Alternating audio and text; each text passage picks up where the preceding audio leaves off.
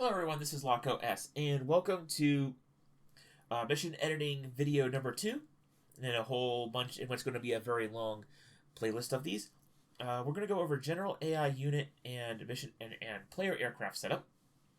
So DCS wouldn't be much of a game if you couldn't place yourself into it, so we're going to go over how to do that, and we're also going to go over the basics of adding AI units so that you guys can actually have some targets to shoot at that aren't just static buildings.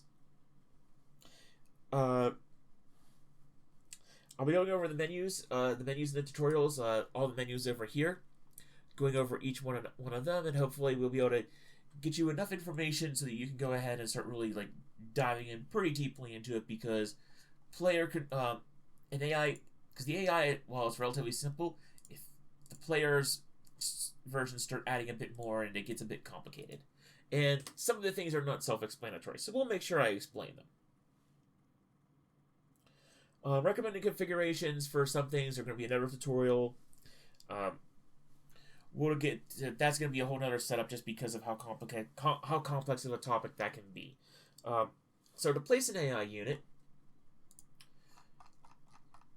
go ahead, left-click the type of unit you want to place here on this panel. So if you want to place an aircraft, you want to place a helicopter as this one, obviously ship on a ship, ground on a ground vehicle. Self-explanatory. So we're going to go ahead and just place a random unit right there. Let's see here. So left-clicking places it. Left-clicking again deselects it. But if you want to move it in the world, you click Add, and you add a waypoint. So you can do that. You can add waypoints. Now, I'll give you a quick little heads up. If you're trying to get a ground unit to go on the road, just go ahead and just put on road. Make your life easier. Just automatically snaps to the road. Again, it's just something minor, little thing to help you along with getting that sorted. Keep in mind that sometimes roads don't go all the way to where you need it, even though if it looks like it should. So right here, you'll have to do a little bit of that. If you try to click somewhere that's not a road like here, see, it just automatically pulls you back, goes off, so you can select that as off-road, and then you can basically make it pretend like it's going on a road. If you need to edit a waypoint, make sure the edit is selected, and then you can click on a waypoint and then move it around. And if you need to delete a waypoint, delete. So that should be fairly self-explanatory. Other AI things to note is that you're going to have to go ahead and select this page if you want to select a different skin. Not all AI units will have different skins, especially for ground units. This happens to, just out of sheer luck. Some ground units will also have more AI options down here, but that's something that's very much situational. Triggered actions here. These are AI options that are triggered and set up using mission logic that are not tied to a waypoint. Advanced waypoint actions are basically AI and different things you can set up that occur on the waypoint. We'll talk about that later. And then summary is basically gives you some stats. So the unit start time is at 8, route length is 12 minutes, route length is 2 nautical miles, average speed is 11 knots. You can adjust the speed of ground units going here. So, and this is the speed to that waypoint. So it'll go a different speed going from here to 1, and then between 1 and 2, it'll go, say, 27 knots. And you can play around with that at different waypoints. Aircraft will also have an altitude you have to set. And we're going to go ahead and place a aircraft soon. Some things to note before we do that, though. Hit it on map. Hides the unit on the map for players.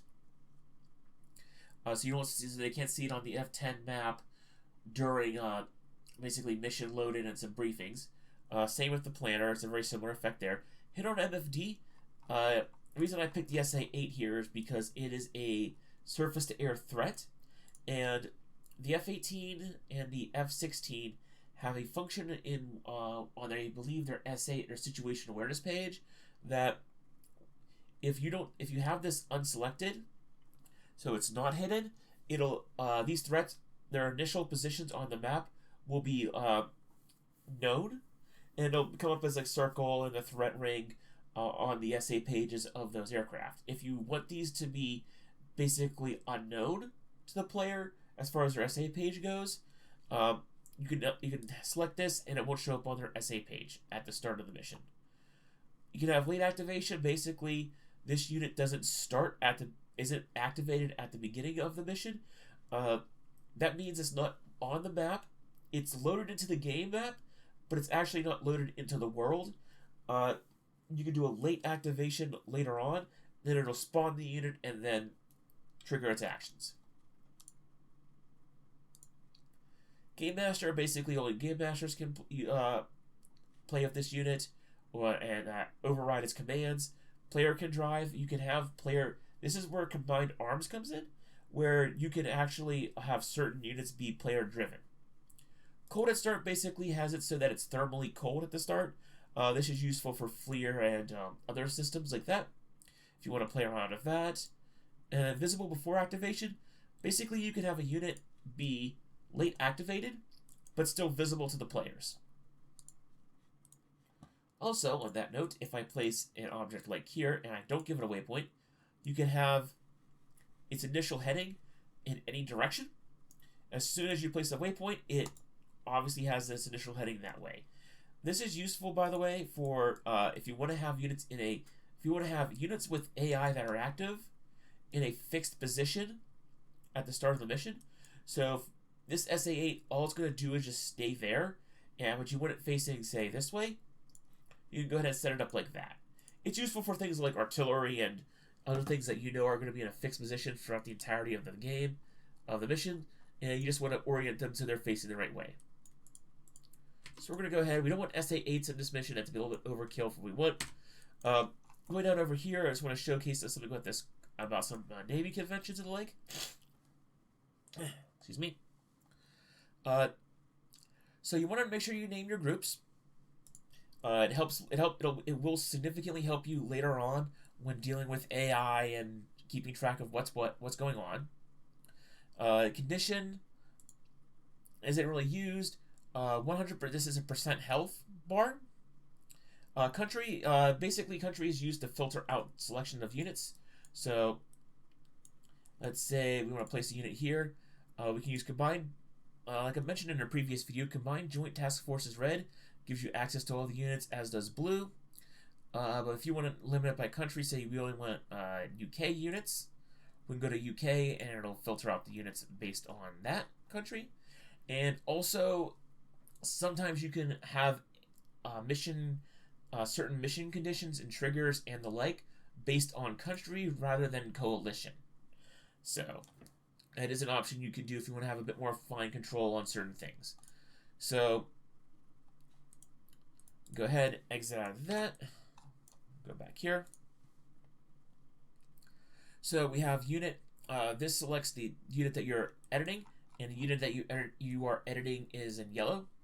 So we have unit 1 of 5, 2 of 5, 3 of 5, 4 of 5, 5 of 5. We can add an additional unit to this group by selecting this right button, and we can delete those units by pressing the left button.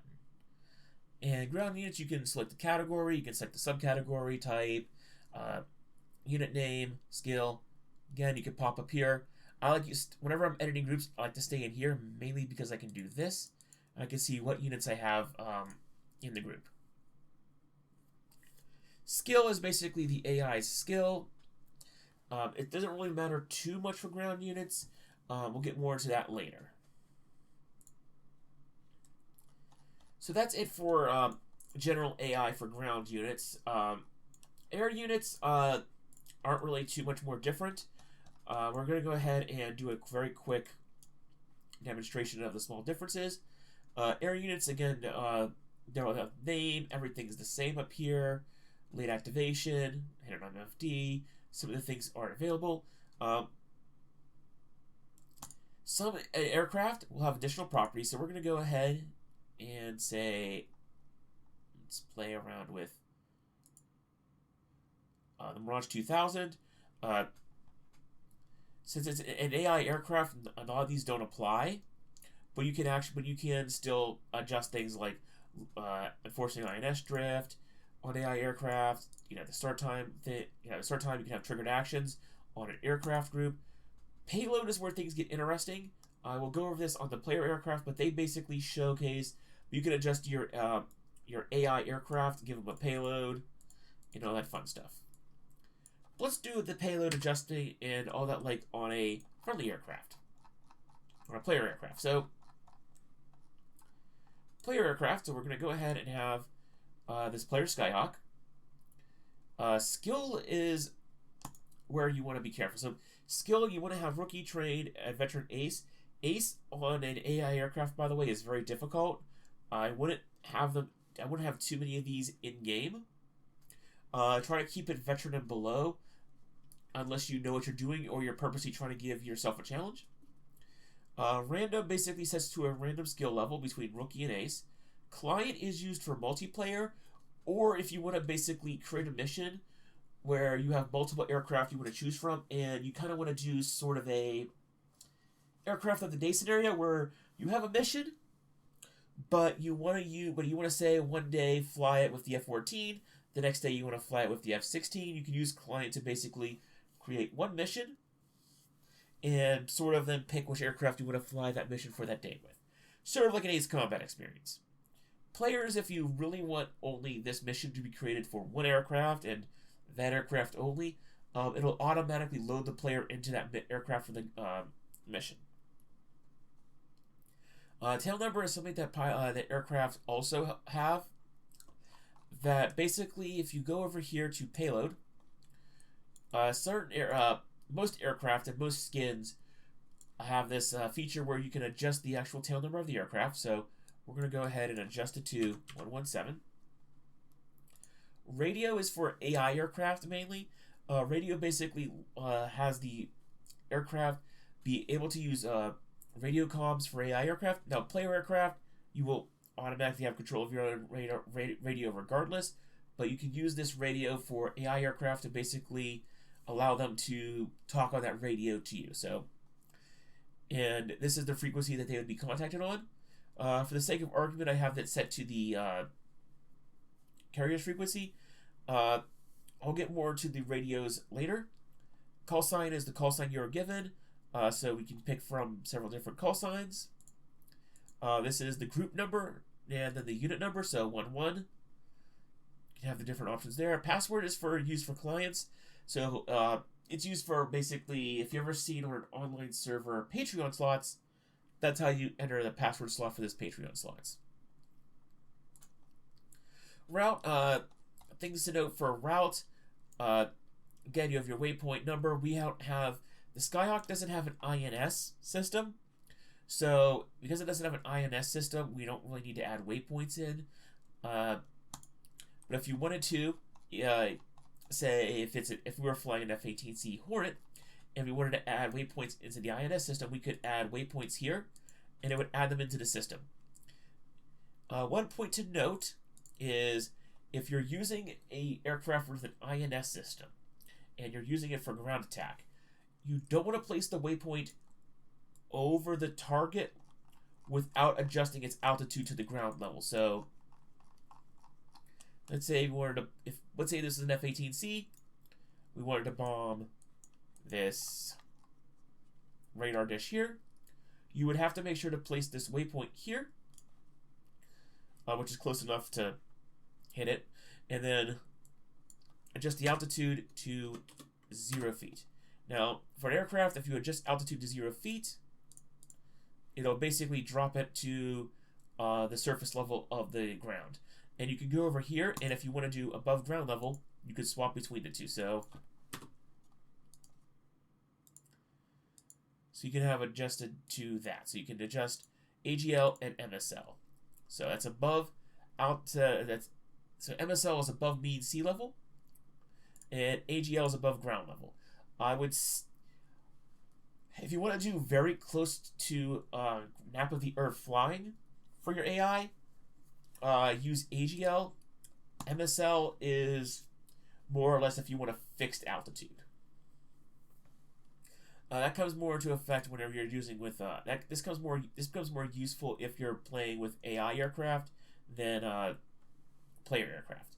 And keep in mind also, if you do have AI wingman, they will follow you, so you don't need to set up the AI to follow a strict set of waypoints. The AI will just follow you. So, since the Skyhawk really doesn't have any waypoints, we're just going to go ahead and delete. And I deleted my actual Skyhawk, so we're going to go ahead and rebuild him. So we're going to go here again. We're going to go here. Go there. We can actually, instead of wasting time doing this, we can also go to Open Backup. And we don't have any backups, oddly. Well, that was a vain attempt. We can go ahead, continue on down here real quick. Let a waypoint, just for the sake of sanity, over here.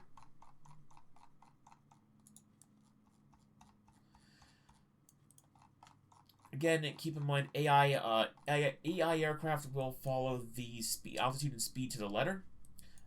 Player aircraft, just keep the altitude and speed sort of like as references to what they should be doing. Just for references later, so that when you go to look at the summary, you have an idea of how long the mission will be for that, and for them and whatnot. So, we don't really care about that right now. So, we have several waypoint types. Turning point is an air start. And flyover point are, these are both air starts. So the aircraft will start in the air at that speed, at that altitude. Takeoff from runway will take off actually from the airport's runway, or on an aircraft carrier like this, it'll take off from a known catapult. So we're gonna go from takeoff from runway. Parking 3 is Cat 3. You can do also take off from ramp and take off from parking hot. Ramp, it basically has you taking off from a fixed location on a parking ramp. And parking hot basically has you parking on one of those fixed slots, but the aircraft's already started up. Whereas parking from takeoff from ramp is a cold start, where your aircraft, you have to actually go through the motions of starting up your aircraft, getting all the systems online, and all that fun stuff. Now, I'm going to go over here and show you that the aircraft will snap to the nearest airport. So, go over here to Tinian, and airport turns blue. Keep in mind, you can only rearm and refuel and repair at airports that belong to your coalition, and you can tell that by their color. Capturing airports is a whole other thing that you can do in this game. I know servers like Hoggit do that. And as you can see, also the skill set to veteran, that is something that that AI aircraft can only use these options. If you want to be clever, players and clients have also access to takeoff from ground and takeoff from ground hot. So takeoff from ground basically means it's a cold start, but you can basically take off. You can basically start the mission from anywhere here, not just these slots. Takeoff from ground hot basically takes off from anywhere on the ground with the aircraft starting. You use this to create road bases. So if you want to have like a basically sort of like a road base where you take off on this road, you can use that to set up that. Keep in mind, you can see also it's keeping me stuck to the roads a bit. That's because you really can't take off with aircraft on the grass. I mean, you can, but sometimes bad things. But DCS and grass and aircraft don't get along too well. But we want to go ahead and we want to take off from parking from runway, so that we're on the catapult ready to go at the beginning of the mission.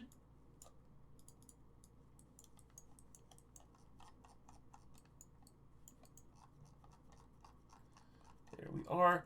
Again, it'll snap to this aircraft carrier. Go to 3. Alright, so going down here, we have the next page. Like I mentioned previously, the armament page here allows you to select the armament type for the aircraft. Now this is filtered by task. Task is more important for AI aircraft than player aircraft. We'll get to going over task and what it does when I talk about AI aircraft in more depth. But basically, for a player aircraft, you can set the task.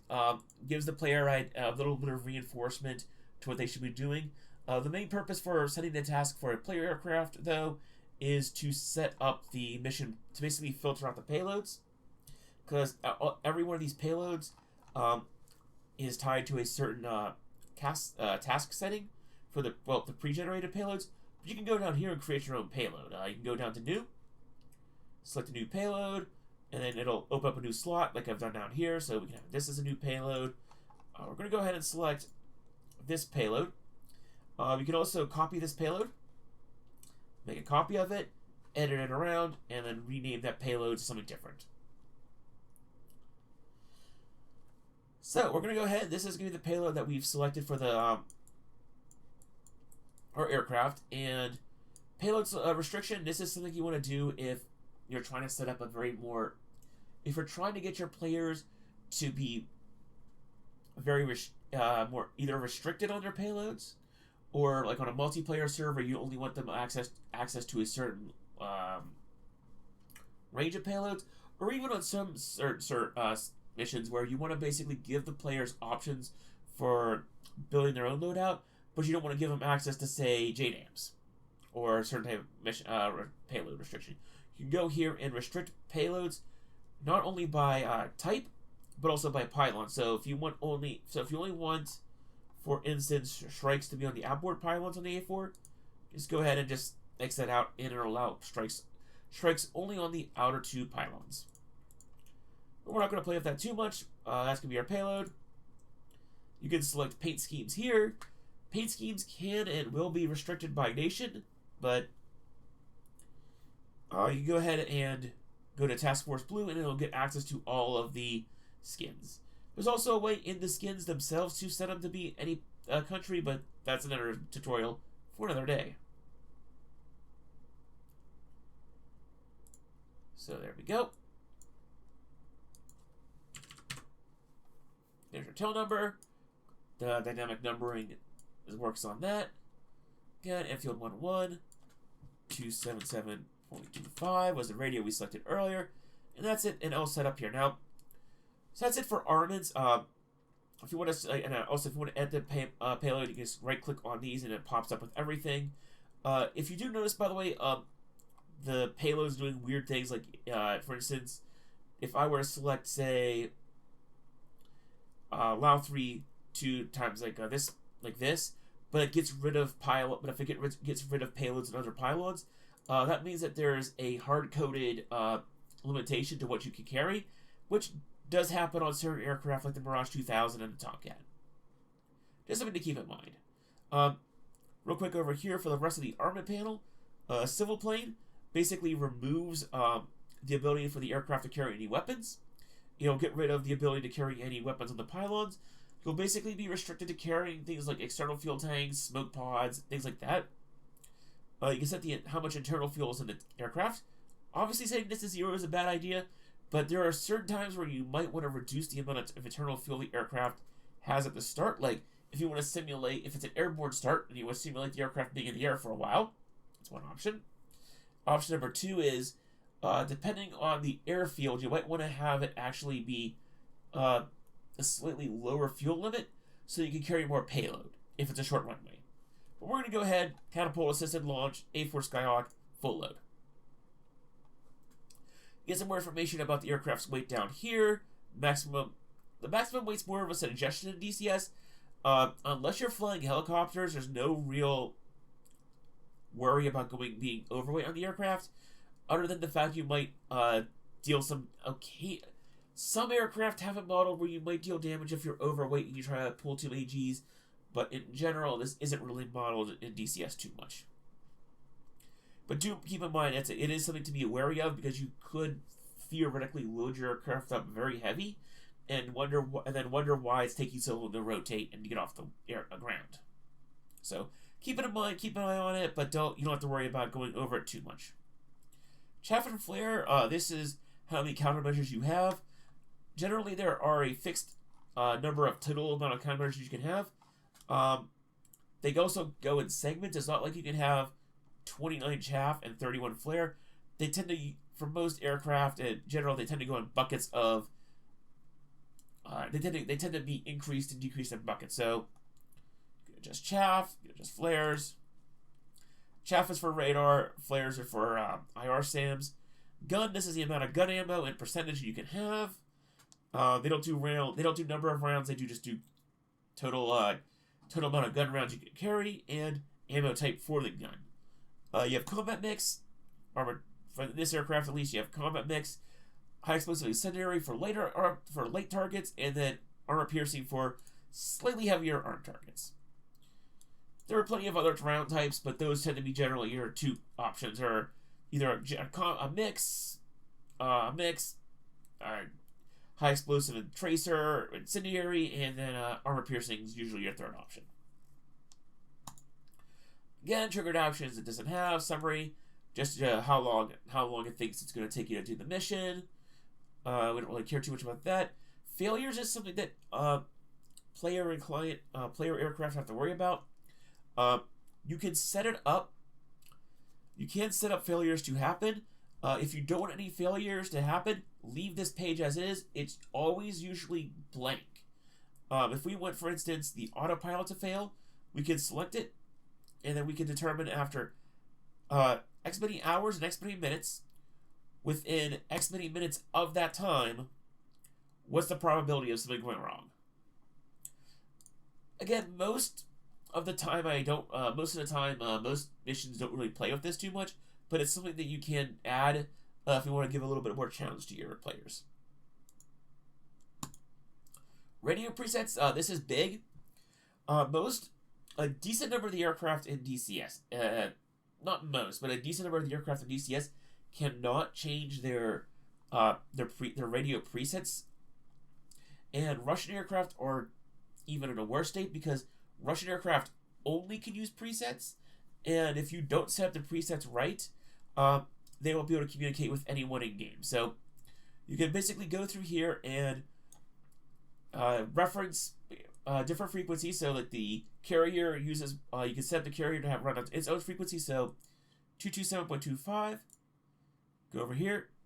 The carrier we have set up on 227.25. Modulation AM. Keep in mind the modulation matters.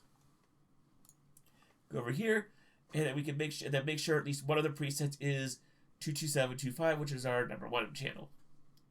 We can have different flights and different things on different channels. Keep in mind, probably a good idea for presets is to have any fellow flights in the game, any fellow flights. Have them on a preset if you need to talk to them. Other players, have them on a preset. If it's a multiplayer server and you have a comms plan, make sure to go through here and make sure your channel information matches for what you have for your presets and your comms plan to make sure players can have easy access to it. It's a good rule of thumb and good mission making to keep making sure that you actually go through here and adjust everything to what it needs to be. Especially again, like I said, on Soviet aircraft, where the Soviet aircraft are reliant on what you put in here in order to be able to use comms. And lastly, the most fun bit for any player aircraft, almost all player aircraft have basically a special option, and this is where you can do things that are non-standard, or that are not they're non-standard to aircraft in general, and they only really apply to that series of aircraft.